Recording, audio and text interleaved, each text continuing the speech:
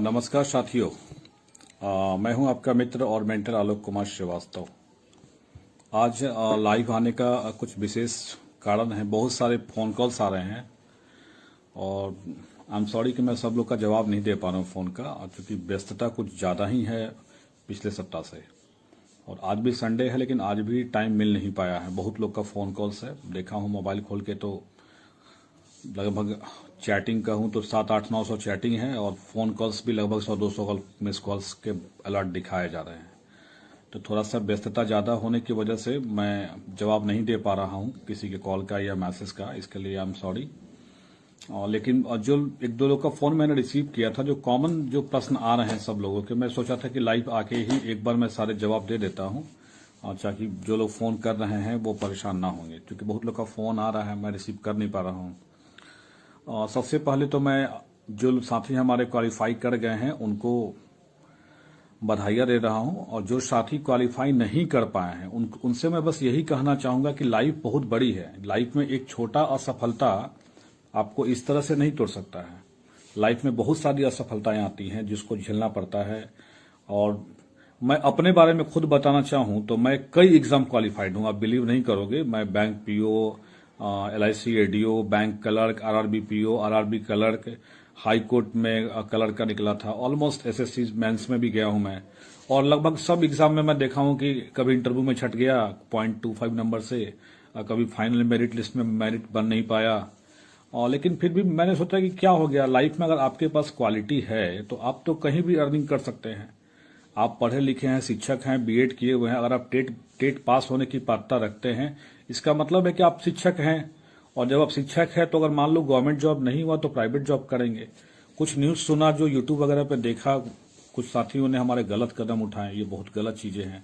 Life में बहुत सारे अपॉर्चुनिटीज़ मिलेंगे, अभी और भी आगे अवसर आएंगे आपके। तो मैं यही कहूँगा कि निराश नहीं होना है। एक एग्जाम फेल और पास होना आपकी ज़िंदगी से बड़ा नहीं होता है। एक एग्जाम फेल हो जाना और पास होना कोई बहुत बड़ी चीज़ नहीं है। मैंने खुद आपको अपना एग्जाम्पल दिया कि मैं कितना एग्जाम क्वालिफाई किया हूं और 0.25 नंबर से और 0.5 नंबर से डिसक्वालीफाई कर गया, फाइनल सिलेक्शन नहीं हो पाया या कुछ भी। फिर भी मुझे लगता है कि नहीं हो पाया तो नहीं हो पाया। लाइफ में जो भी होता है अच्छे के लिए होता है। भगवान ने आपके लिए कुछ अच्छा और सोचा होगा इससे बेहतर। आप एक प्राइमरी टीचर और हाई स्कूल टीचर जॉब नहीं हो पा रहा है, इसके लिए गलत कदम उठा ले रहे हैं। बताइए क्या मतलब, ऐसा कोई बहुत बड़ा IAS IPS की जॉब तो नहीं है कि आप इसके लिए इतना परेशान थे और ये आपको नहीं हो पाया तो आप इसके लिए गलत कदम उठाएं। इसलिए मैं सभी भाइयों बहनों से निवेदन करूंगा कि कोई भी इस तरह के गलत थॉट्स अपने माइंड में ना लाइए। जो लोग ला रहे हैं वो समझिए बचकानी हरकत कर रहे हैं। और मुझे लगता है कि लाइफ में बहुत सारी चीजें हैं जो आप कर सकते हैं। और कुछ जो कॉमन प्रश्न था जो आज मैं जवाब देना चाहता हूं। और सबसे पहला प्रश्न बार बार ये आ रहा है, बहुत लोग का फोन आ रहा है कि सर की रिजल्ट बहुत ज्यादा आया हुआ है और सीट जो है वो आप बता रहे थे कि जितना सीट है रिजल्ट उतना ही आएगा। और दो विषय का खास करके प्रश्न आ रहा है, सामाजिक विज्ञान का और कंप्यूटर साइंस का। तो मैं आपको स्पष्ट बता दूं, मैंने लास्ट डे भी ये बात रिपीट किया था कि जितने सीट हैं उतना ही का रिजल्ट पब्लिश करना है। और इसके संदर्भ में जो लेटर बिहार बोर्ड को शिक्षा विभाग ने भेजा था, वो लेटर मैंने अपने इस फेसबुक ग्रुप यानी कि Bihar state working committee group में पोस्ट किया हूं लेटर। उस लेटर को पढ़ लीजिए, स्पष्ट उसमें लिखा हुआ है कि जितना सीट रहेगा बिहार बोर्ड को उतने ही लोगों का रिजल्ट पब्लिश करना है। इसलिए कोई मुगालते में न रहे कि रिजल्ट बहुत लोगों का आ गया है और सीटें जो है, जो जितनी सीट है उससे ज्यादा रिजल्ट आ गया है, क्योंकि स्पष्ट ये निर्देशित था। दूसरी बात, आप कहोगे कि नहीं सर ऐसा कैसे हो सकता है, जिससे पूछ रहे हैं सामाजिक विज्ञान में या कंप्यूटर साइंस में सारे लोग बता रहे हैं कि मेरा रिजल्ट हो गया है। अरे भाई, तो आप पढ़े लिखे ग्रुप से हैं, आप टेट क्वालिफाइड ग्रुप से हैं, तो ऑब्वियस है कि आपके आसपास के इर्द गिर्द के लोग पढ़े लिखे हैं जो टेट पास है पहले से, वो स्टेट भी पास कर रहे हैं। हाँ, अगर आपको लगता है कि रिजल्ट ज्यादा आया है तो इसका भी मैं एक रीजन बता देता हूं। क्या मतलब लोगों को मन में डाउट क्यों हो रहा है और इसका सॉल्यूशन क्या है। लोगों के मन में डाउट दो वजह से हो रहा है। पहला वजह कि जब रिजल्ट आया है तो रिजल्ट में किसी का ये नहीं लिखा हुआ है कि वो किस कैटेगरी में क्वालिफाई किया है, कि कोई जनरल से है या OBC से क्वालिफाई किया या जो भी मतलब कैटेगरी है उससे क्वालिफाई किया, ये लिखा हुआ नहीं है किसी का। ये बात एक डाउटफुल बनाती है लोगों को कि भाई रिजल्ट जो मेरा हुआ, मेरा जनरल कैटेगरी में हुआ या OBC में हुआ या किस में हुआ, ये एक डाउटफुल बात वाली बात हो जा रही है। दूसरी बात, जिससे पूछ रहे हैं पता चल रहा है कि रिजल्ट उनका आया हुआ है, तो ये भी एक डाउटफुल हो जा रहा है। होना ये दो बातें ऐसी बातें हैं ना कि डाउट में आ जा रहा है आदमी। जिससे पूछो तो बोलता है कि हाँ भाई मेरा सोशल में हो गया, मेरा इसमें हो गया। लेकिन आपको मैं बता दूं कि ये चीजें आपने जब बिहार बोर्ड का जो विज्ञापन निकला था उसमें आपने ये पढ़ा होगा कि जितनी रिक्ति बिहार बोर्ड को उतना ही रिक्ति का रिजल्ट देके मेरिट बना के शिक्षा विभाग को भेजना है। इट मीन्स जब वो आपको शिक्षा विभाग को मेरिट आपका बना के भेजेगा उसमें ये मेंशन करेगा कि किन लोगों का रिजल्ट किस कैटेगरी में हुआ है। साथ ही साथ जब आपको मार्कशीट अपना मिलेगा तो इट में भी प्रोबेबिलिटी है ऐसा भी कि उस मार्कशीट में भी ये मेंशन रहे कि आप किस कैटेगरी में क्वालिफाई किए हैं। लेकिन फिलहाल जो आपका रिजल्ट दिखाया जा रहा है वो रिजल्ट सिर्फ आपका जो कैटेगरी जो आपने फॉर्म फिलअप किया था, वो फॉर्म फिलअप करने के दौरान जो आपका डेटा था, यानी आपका नाम, आपका रोल नंबर या व्हाटएवर जो भी दिया हुआ है, यानी आपकी जो कैटेगरी जो आपने फॉर्म फिलअप करने के समय दिया था उसके अकॉर्डिंग वो आपको क्वालिफाई कर रहे हैं। जब वो बोर्ड जब रिजल्ट पूरा तैयार करके जब विभाग को भेजेगी, क्योंकि उसको तो विभाग को भेजना है जितने लोग को जरूरत है विभाग को, क्योंकि विभाग ने स्पष्ट कर दिया कि जितना सीट है उतने लोग को क्वालिफाई कराना है। तो जब वो विभाग को भेजेगा तो विभाग को मेरिट लिस्ट बना के भेज देगा कि हाँ जनरल कैटेगरी में इतने कैंडिडेट हैं, ईडब्ल्यूएस में इतने हैं, ओबीसी एससी एसटी में इतने हैं। तो वो विभाग को भेजेगा। That is the work of विभाग। वो विभाग का काम है कि जब विभाग उसको मंगवाएगा तो वहां पर शो करेगा। अब आपको जब स्टेट का स्कोर कार्ड देगा उसमें भी आपको हो सकता है कि शो करे, लेकिन जो पैनल बनाने की बात थी उसमें स्पष्ट निर्देशित है कि वो भेजेगा। लेकिन मेरिट लिस्ट तो बनाएगा ही, साथ साथ ये भी निर्देशित था कि रिजल्ट उतने ही लोग का देना है जितना सीट है। इसलिए सीट से ज्यादा रिजल्ट होने की कोई संभावना हो ही नहीं सकती है। अब अगर सीट से ज्यादा रिजल्ट हम मान भी लिए आपकी बात की सीट से ज्यादा रिजल्ट दिया हुआ है, तो आप खुद सोचिए कि बोर्ड ने जब अपना प्रेस विज्ञप्ति किया जहां पे शिक्षा मंत्री थे, अपर मुख्य सचिव थे, आपको उसके अलावा जितने भी शिक्षा आनंद किशोर सर थे हमारे, तो सबने तो यही कहा कि 18,000 जो आपका सीट है जो पेपर 1 के लिए, पेपर 1 में जो 18,000 सीट है, यानी कि 3 विषय को छोड़ के आपका टोटल सीट आपका 25,000 था पेपर 1 में, जिसमें 3 विषय को छोड़कर, 3 विषय में आपको कौन कौन हो गया? 3 विषय में आपका हो गया जो साइंस का रुक गया है, संस्कृत का रुक गया है, उर्दू का रुक गया है। तो साइंस, संस्कृत, उर्दू मिला के ऑलमोस्ट इन 3 विषय में 7,000 लगभग सीटें हैं। तो यानी 7,000 सीटें उसमें है और 18,000 सीटों का लगभग रिजल्ट आया है। तो 18,000 सीटों का रिजल्ट आया है तो रिजल्ट तो 16,000 ही शो कर रहा है। आपको बताया भी गया, आपने सुना भी होगा कि प्रेस विज्ञप्ति में कहा भी गया कि मात्र 16,000 लड़के क्वालिफाई कर रहे हैं। तो आप बताइए, अगर ठीक है, अगर सिर्फ क्वालिफाइंग नेचर वाले को रिजल्ट शो कर रहा है कि 75 से जितने ऊपर है सबका सिलेक्शन हो गया है, तो क्वालिफाइंग शो जब कर रहा है तो वहां तो बोर्ड ये भी बोल सकता था ना, या प्रेस विज्ञप्ति में जो हुआ कि हाँ 40,000 50,000 लड़के क्वालिफाई किए हैं, इनका मेरिट लिस्ट बाद में बनाया जाएगा। बोर्ड ने ऐसा कोई वक्तव्य नहीं दिया। आप बोर्ड की प्रेस नोट पढ़िए, प्रेस नोट में स्पष्ट लिखा हुआ है कि हाँ इतना जो सीट था वो उतना रिजल्ट आया, 18,000 के लिए मात्र 16,000 ही रिजल्ट आ पाया है। जितना सीट था उतने लड़के क्वालिफाई भी नहीं कर पाए। तो जब क्वालिफाई ही नहीं कर पाए हैं तो यहाँ बात कहाँ हो रही है कि किसका ईडब्ल्यूएस है, किसका जनरल है, किसका किसमें कैटेगरी में है। वो तो शिक्षा विभाग को भेजेगा वो, या आपको जो मार्कशीट आपको जो देगा उसमें दिखाएगा, ये शो करने वाला। दूसरा बात है क्षैतिज आरक्षण वाली भी बात जहां पे सुनने में आ रही है कि महिलाओं के सीट पे हो सकता है पुरुषों का चयन ज्यादा हुआ हो। में भी हो सकता है। पेपर का लेवल बहुत टफ था, आप खुद देख रहे हैं, कंप्यूटराइज एग्जाम हुआ है। बहुत सारी महिलाएं कंप्यूटर से उतना अवेयर नहीं थी, जो हो सकता है कंप्यूटर से अवेयर नहीं होगी तो एग्जाम उनका अच्छा नहीं गया होगा। कई महिलाओं का मेरे पास 1-2 महिलाओं का फोन आया था, मैं पता नहीं अब अनफॉर्चुनेटली उनका बैड लक कहिए या जो कहिए, एक महिला बता रही थी 107 नंबर उनका आ रहा था उनके अकॉर्डिंग, और वो बता रही कि मेरा नॉर्मलाइज होकर 71 हो गया है। अब बताइए अब क्या कर सकते हैं, 71 हो गया यानी उस महिला का सिलेक्शन हुआ नहीं। और जब महिला सीट फुलफिल नहीं करेगा तो ऑब्वियस है कि पुरुष के सीटों से महिलाओं के सीट को भरा जाएगा, क्योंकि क्षैतिज आरक्षण का प्रावधान में ऐसा कुछ है। अभी मैं इस बारे में एक्यूरेट पूरा 100% नहीं जानता हूँ, श्योर नहीं हूँ, लेकिन मैंने ऐसा सुना था कि अगर महिला सीट कैटेगरी खाली रहता है इनकेस, तो उस केस में पुरुष वालों के सीट से उसको भरा जा सकता है। तो ये कारण भी एक हो सकता है कि ज्यादातर लोगों का रिजल्ट जिससे आप पूछ रहे होंगे उसका सुनने में आया होगा। लेकिन ये कहना कि सबका रिजल्ट आ गया है जितने भी क्वालिफाइंग किए हैं, तो ऐसा कुछ नहीं है। मेरिट बना के ही रिजल्ट को दिया गया है, जहां तक मैं जानकारी है और जहां तक मैंने जितने भी पत्राचार हैं बोर्ड का, या जो भी आप लेटर देख रहे होंगे, आप इस ग्रुप में भी पोस्टेड है, वो लेटर आप देख सकते हैं, ऑब्वियस है।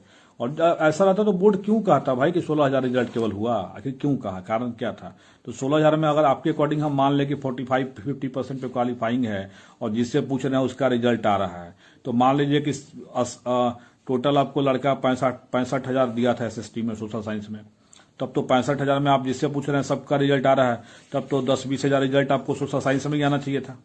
तब बोर्ड क्यों प्रेस विज्ञप्ति करके कह रही है कि 16,000 ही रिजल्ट आ पाया है, जबकि सीट हमारा 18,000 था, 2,000 कम ही बच्चे पास कर पाए हैं। दैट्स वाई मुझे नहीं लगता कि इसमें कोई लॉजिक है। और अब बोर्ड गलत डाटा तो नहीं देगी, जहां तक मुझे लग रहा है बोर्ड गलत डाटा नहीं देगी। हाँ, मेरिट लिस्ट की जहां तक बात है, वो बोर्ड बना के मेरिट लिस्ट जब भेजेगा शिक्षा विभाग को, तो वहां आपको पता चलेगा कि हाँ आपका कैटेगरी किस में था, वहां पे उनको शो करेंगे वो, चूंकि वो तो डायरेक्ट मेरिट बना के भेजना उसको शिक्षा विभाग को है, उसमें लिखा भी हुआ है, विज्ञापन में आप पढ़ लीजिएगा। तो महिलाओं लोगों को थोड़ा सा मैं देख रहा हूं, कुछ कुछ सेटिंग के महिलाओं को नुकसान हुआ है। मैं एग्जैक्ट नहीं कर सकता हूं कि क्या है नहीं है। अब महिलाओं का कुछ क्वेश्चन था ये भी कि स्कूटनी होगा कि नहीं होगा, तो मैं आपको बता दूं इस रिजल्ट का कोई स्कूटनी नहीं होने वाला है। जो रिजल्ट आ गया सो आ गया। अब आपको कोई कंप्लेन करना है, हेल्प डेस्क का ईमेल आईडी दिया हुआ है, वहां पर अपना कंप्लेन लॉस कर सकते हैं, लेकिन कोई आई डोंट थिंक कि कोई आगे कुछ इसमें कुछ होने वाला है। तीसरा चीज है कि मैं कुछ लोगों को देख रहा था कि मेरे बारे में बहुत सारे कमेंट कर रहे थे एक दो पोस्ट पे, क्या कि इनका सेटिंग वोटिंग हो गया है, इनका रिजल्ट आ गया। अरे भाई मेरा सेटिंग क्यों होगा, आपकी जानकारी के लिए बता दूं, जो इस तरह के कमेंट करते हैं कि मैं पहले से टेट सीटेट 2011 उसके बाद 19 वगैरह में भी क्वालिफाइड हूं, पहले से ही टेट सीटेट सब क्वालिफाई है मेरा, 2017 वाला भी क्वालिफाई है। और एक बात और जानकारी के लिए बता दूं कि मैंने आज तक किसी भी टेट एग्जाम के लिए एक अक्षर पढ़ा नहीं है। इतना भगवान मां सरस्वती का आशीर्वाद कहिए या जो कहिए, इस कलम में इतनी ताकत जरूर है कि बिना पढ़े हुए निकल गया था टेट सीटेट या जो भी कहिए। अब तो खैर इस एग्जाम में मैंने पढ़ा था और यही कारण था कि मैं इस एग्जाम के लिए फाइट किया हूं, और कोई रीजन नहीं है, नो एनी रीजन। मैं इस एग्जाम में पढ़ के एग्जाम दिया था, इसी कारण से इस एग्जाम के लिए मैंने फाइट किया था। इसलिए जो लोग सोच रहे हैं कि मेरा सेटिंग था, ऐसा कुछ नहीं है। अब मैं अपनी मेरिट से एग्जाम दिया था और मेरे नंबर भी जिस शिफ्ट में है उस शिफ्ट में नॉर्मलाइज होके है। नॉर्मलाइज होने के बाद कम भी हुआ है। मेरा 15 को सेकंड शिफ्ट था, 15 को सेकंड शिफ्ट में जिनका भी रिजल्ट हुआ है पता कर लीजिएगा, उनका नॉर्मलाइज होकर मार्क्स कम हुआ है। तो मेरा मार्क्स 109 आ रहा है। इट मीन्स मेरा मार्क्स ज्यादा था 115, क्योंकि 105-6 तो मैं कंफर्म था कि मुझे याद था कि ये मेरा सही एग्जैक्ट आंसर है, और 10-15 क्वेश्चन मेरा डाउट में था कि मैं क्या लगाया हो, तो मुझे उतना याद आ नहीं रहा था। तो अगर मान के चलिए कि अगर 115 भी मेरा आया होगा तो 5-7 नंबर मेरा कम करके नॉर्मलाइज करके मेरा 109 आया है। इसलिए अगर इस तरह की जो कमेंट लोग करते हैं वो मैं समझ रहा हूं कि आप फेल्योर हो गए हैं तो दूसरे ऊपर ब्लेम करते हैं। अब रहा बात नॉर्मलाइजेशन का, तो मैं बस एक क्वेश्चन कहना चाहूंगा नॉर्मलाइजेशन के ऊपर कि नो डाउट नॉर्मलाइजेशन से बहुत लोगों को नुकसान हुआ है, इसमें कोई डाउट नहीं है। आप देखिए 10-11 तारीख वाले जो लोग केस करने गए हुए थे हाईकोर्ट में, आज उनका रिजल्ट हो गया है। पिटिशनर लोगों का आप पता कर लीजिएगा, जो मेन पिटिशनर थे उनका भी रिजल्ट हुआ है, और जो हमारे नेताजी थे कोर कमेटी के, कोर टीम के जो कहिए आप, उनका भी रिजल्ट हुआ है पेपर 2 में। तो सबका रिजल्ट हुआ है, लेकिन वो लोग भी केस करने गए थे। और मैंने ये बात उस समय भी बोला था कि आप लोग वेट करो, आप नॉर्मलाइजेशन का वेट करो, नॉर्मलाइजेशन से पता चलेगा। देखो आप एसएससी में कैसा रिजल्ट हुआ है, आपका भी वही होगा, और वही हुआ। 10-11 तारीख वाले लोगों का ज्यादा रिजल्ट है और 14 तारीख वाले लोगों का कम रिजल्ट हुआ। आप देख लिए नॉर्मलाइजेशन का क्या नुकसान हुआ। यानी 14 तारीख को जिनका शिफ्ट था उनको बहुत ज्यादा स्कोर करना था, उनको 130, 120 स्कोर करना था, क्योंकि जो लोग 100 से नीचे स्कोर किए हैं 14 तारीख को, वो सारे लगभग फेल हैं। मेरी जानकारी में जितने लोग हमको फोन करते हैं ये बता रहे हैं। तो भाई ये नॉर्मलाइजेशन का इफेक्ट है और इसको स्वीकार करके आगे बढ़ना होगा, क्योंकि नॉर्मलाइजेशन के लिए कोई स्टैंडर्ड फार्मूला ना भारत सरकार ने तय किया है, ना बिहार सरकार ने तय किया है, और ना ही ये जो एग्जाम कंडक्टिंग बॉडी है उसके पास राइट है कि नॉर्मलाइजेशन के लिए वो क्या फार्मूला तय करेगा। तो नॉर्मलाइजेशन के लिए जो फार्मूला था उसने तय किया है, और वो फार्मूला सब लोगों पे अप्लाई किया गया है। और मार्क्स आपका नेगेटिव जा रहा है, इसका मतलब है कि आपने ज्यादा नहीं बनाया है, या आपने जो भी बनाया है वो सारे के सारे आपने गलत बनाए हैं, और आपके शिफ्ट में स्कोर ज्यादा जा रहा था, आपका मार्क्स गलत हो रहा था सारा, इसी कारण से आपका मार्क्स जो है नेगेटिव में चला गया है, यही रीजन है। तो आप खुद देख लीजिए नॉर्मलाइजेशन का फायदा किसको मिला। नॉर्मलाइजेशन का फायदा उनको मिला है जिनका शिफ्ट टफ है, यानी टफ शिफ्ट वाले को फायदा हुआ, और जो इजी शिफ्ट वाले थे उनको नुकसान हुआ। इजी शिफ्ट वाले को फायदा तभी हो पाता जब इजी शिफ्ट वाले बहुत ज्यादा स्कोर करते, यानी उनके शिफ्ट का जो एवरेज स्कोर था उससे वो बहुत ज्यादा स्कोर करते, तब उनको बेनिफिट मिल सकता था। और यही कारण है कि बहुत सारे बच्चे जो 100 से नीचे थे 14 तारीख वाले में वो फेल हो गए हैं, और बहुत सारे हमारे अभ्यर्थी और जिनका 10 और 11 का एग्जाम था, मैंने बोला भी था उनको कि आप वेट करो, पहले नॉर्मलाइजेशन का रिजल्ट आने का।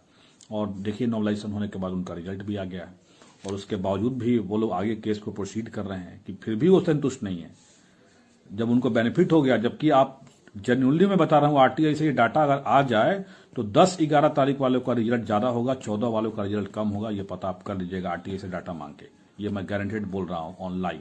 क्योंकि जैसा मैं जितने लोगों से मैं परिचित हूं और उनसे मैं बात कर रहा हूं, 10-11 के जिनका एग्जाम गया था, जो लोग बता रहे थे कि मेरा 40 आएगा 50 आएगा, वो क्वालिफाई कर गए। और जिनका एग्जाम 14 तारीख को मैथ में था, उनका 90 था 95 था, वो डिस्क्वालीफाई कर गए। क्योंकि 90-95 से उनको ज्यादा स्कोर करना चाहिए था, उनको 120 प्लस स्कोर करना चाहिए था। अकॉर्डिंग टू शिफ्ट जो है उनको ज्यादा स्कोर करना चाहिए था। यही कारण है कि उनका मार्क्स कम हो गया, या बहुत सारे लोगों का मार्क्स निगेटिव में गया। अब निगेटिव वालों का उस कारण भी जा सकता, कुछ बनाया नहीं होगा, सोच लिया होगा कि हाँ भाई मेरा हो जाएगा। बहुत लोग सेटिंग के चक्कर में भी थे। मैंने पहले बोला था सेटिंग वेटिंग कुछ नहीं होगा, एक अक्षर एक सीट नहीं कैसा इधर उधर होगा। बहुत सारे लोग को फोन कॉल्स आ रहे थे कि मुझे पैसा दीजिए मैं करा दूंगा वैसा वगैरह, लेकिन सारे फोन कॉल्स फॉल्स थे। इसके बारे में कई बार ग्रुप में चर्चा हुई है कि फॉल्स कॉल्स आ रहा है, आप लोग सावधान रहें। और उसके बावजूद भी हमारे कई साथी ठगी के शिकार हो गए हैं। एक फोन आया था मुझे आज, किसी ने शायद 50,000 रुपया किसी को दे दिया था, और उसका रिजल्ट भी आ गया है। और वो बंदा अब इससे ज्यादा पैसा मांग रहा है। लेकिन अब ये बंदा सोच रहा है कि हम पैसा उसको क्यों दे, मेरा तो मेरिट से रिजल्ट आया है। लेकिन अब ये बंदे को पहले सोचना चाहिए था ये बात। शुक्र है कि उसने अपना डॉक्यूमेंट वगैरह नहीं दिया हुआ है। मैं उन सभी साथियों से आवेदन करूंगा आग्रह कि आप किसी को कोई पैसा ना दीजिए। जिन लोगों ने आपसे ले लिया है पैसा, 50,000 ठगा गए हैं एक आदमी, तो खैर ठीक है, अब कम से कम सुधर जाइए कि अब कम से कम ऐसा कुछ नहीं करिए। Last but not the least, मैं एक रिक्वेस्ट करना यही चाहूंगा कि जो लोग भी केस के लिए प्रोसीड कर रहे हैं आगे में, वो एक बार फिर से अपने हृदय पर हाथ रख के सोच ले कि क्या केस के लिए प्रोसीड करना अब उचित होगा, जब उनका खुद का रिजल्ट आ चुका हो। और अगर सही उनको लग रहा है कि हाँ प्रोसीड करना उचित होगा, तो स्टेट वर्किंग कमेटी आपका स्वागत करेगी डबल बेंच से लेकर सुप्रीम कोर्ट तक। वेट करिएगा सब। तब तक के लिए धन्यवाद सभी को।